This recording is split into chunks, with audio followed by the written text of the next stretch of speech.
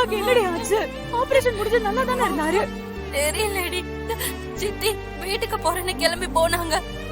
நான் பக்கத்துல தான் இருந்தேன். திடீர்னு பார்த்தா இந்த மாதிரி ஆரம்பிச்சிருச்சு. எனக்கு கையும் ஓடல காலும் ஓடல. அதான் நான் உனக்கு போன் பண்ணேன். அப்பா நான் வந்துட்டேன்ப்பா. நான் எங்கேயும் போல, எனக்கு எதுவும் ஆகல. இத பாருங்க, நான் உங்க பக்கத்துல தான் இருக்கேன். உங்களுக்கு நான் எதுவும் ஆக விட மாட்டேன்ப்பா. உங்களுக்கு சரியாயிடும். அப்பா ப்ளீஸ் என்ன பாருங்கப்பா. அது பண்ணுங்க ப்ளீஸ்.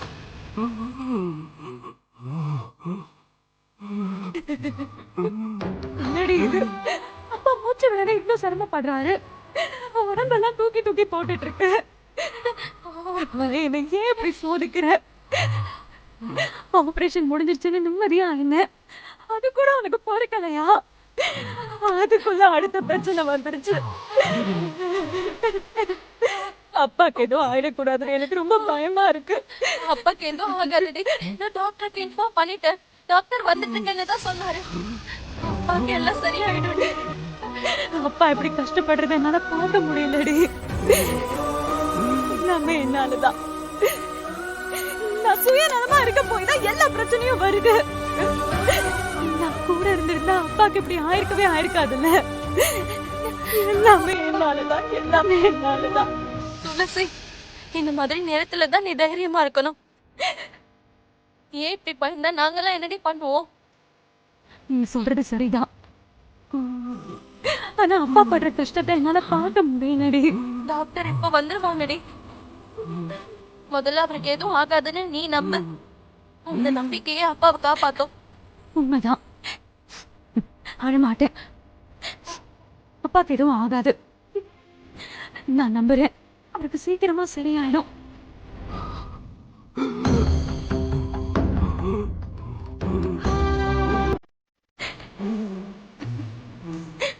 உங்களுக்கு எதுவும் ஆகாதுப்பா. ஜனனி,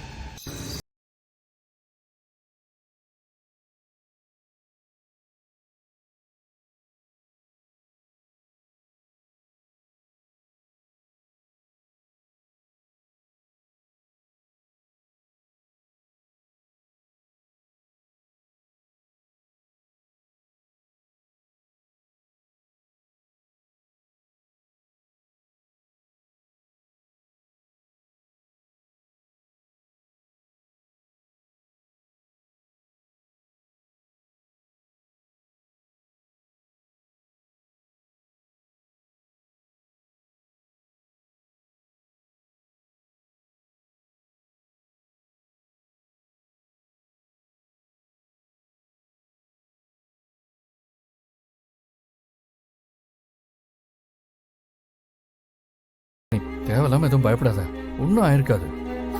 ஒரு மாதிரி டயர்டா இருந்தா ஏதோ வாக்கிங் ஏக்கிங் போயிருப்பா. நான் போய் வெளியே பார்த்துட்டு வரேன். நீ இங்கே இரு. நான் போகும்போது ஒருவேளை இந்த பக்கம் வந்துட்டானா, உன் ஃபோன் என் ரூம்ல தான் இருக்கு. அவன் வந்துட்டானா உடனே எனக்கு கால் பண்ணு, சரியா?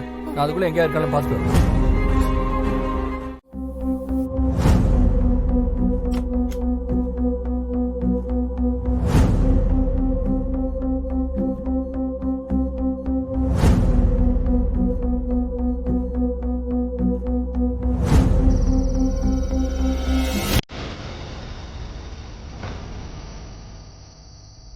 ஜனனி, எங்க போயிட்ட?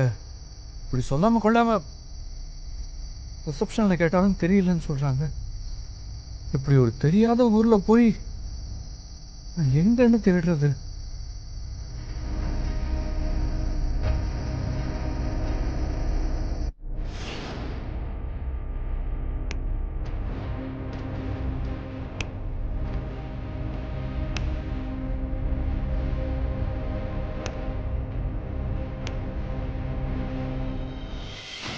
இந்நேரம் எல்லாருமே தூங்கி இருப்பாங்க.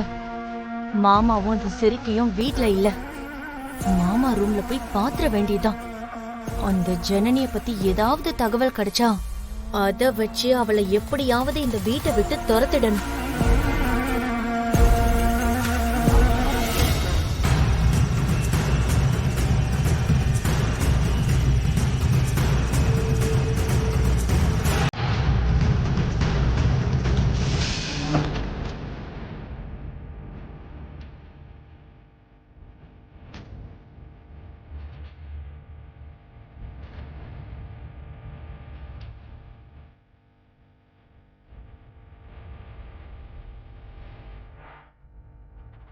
மாமாவும் ஜனனியும் என்னதான் நார்மலா இருக்கிற மாதிரி இருந்தாலும் அவங்க மேல எனக்கு சந்தேகமாவே இருக்கே.